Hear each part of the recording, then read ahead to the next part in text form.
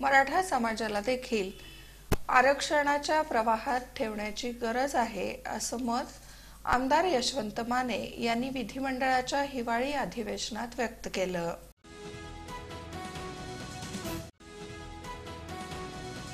मराठा समाज बांधवांनी शांततेच्या मार्गातून लाखोंच्या संख्येनं मोर्चे, आंदोलन, चक्री आंदोलन, अन्नत्याग केला होता. त्यांना आरक्षण देण्यासंदर्भात दिनांक 24 डिसेंबर ही वाढीव मुदत घेतलेली आहे. या मुदतीच्या आत मराठा समाजाला ओबीसीमधून कोर्टात टिकणारं आरक्षण द्यावं अशी मागणी आमदार यशवंत माने यांनी नागपूर येथील हिवाळी अधिवेशनात सत्ताधारी पक्षाच्या ठराव क्रमांक 293 पाठिंब्यासंदर्भात विधिमंडळ सभागृहात केली. मराठा समाज, ओबीसी समाज, धनगर समाज, बंजारा समाज, कोळी समाज, महादेव कोळी समाज, मुस्लिम समाज यासह इतर समाजाच्या आरक्षणासंदर्भात देखील आमदार यशवंत माने यांनी मत व्यक्त केलं. राज्यामध्ये सकल मराठा समाजाला आरक्षण देण्याबाबत अन्नत्याग, चक्रीय आंदोलन, मोर्चे या माध्यमातून हा प्रश्न ऐरणीवर आला आहे. यामध्ये काही समाजकंटकांनी जाळपोळ करून मराठा समाजाला बदनाम करण्याचा प्रयत्न केला. परंतु मराठा समाज हा दंगल घडवून किंवा जाळपोळ करणारा समाज नाही, जातीय सलोखा जोपासणारा समाज आहे. इतर समाजाच्या आरक्षणाला धक्का न लागता सर्वच समाजाप्रमाणे मराठा समाजाला देखील कोर्टात टिकणारं कायदेशीर ओबीसीमधून आरक्षण द्यावं. मोहोळ तालुक्यातील तरटगाव येथील कोळी, महादेव कोळी समाज मोठ्या प्रमाणात आहे. केंद्र आणि राज्य सरकारनं तरटगाव हे आदिवासी गाव म्हणून घोषित केलं आहे. मात्र अद्याप या गावाला शासनाचे कोणतेही लाभ मिळत नाहीत, दाखले देखील मिळाले नाहीत.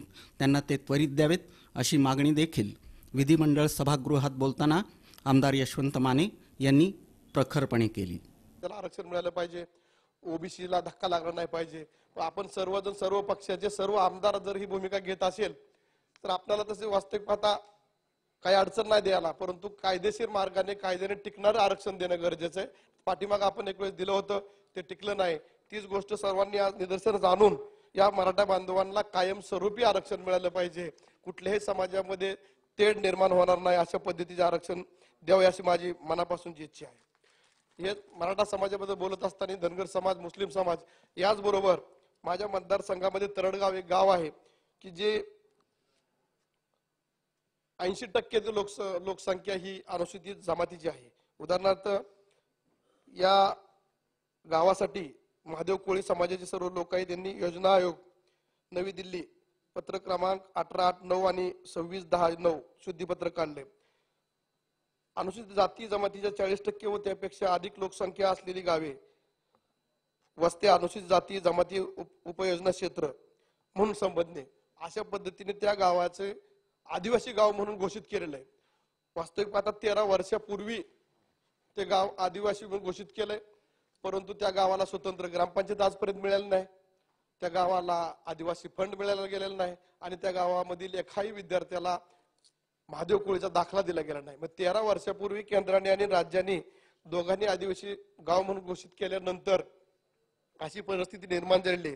हीच परिस्थिती अशी मराठा बांधवांची होऊ नये. जे आरक्षण देईल ते कायद्याच्या चाकोरीत बसेल अशा पद्धतीने द्यावं.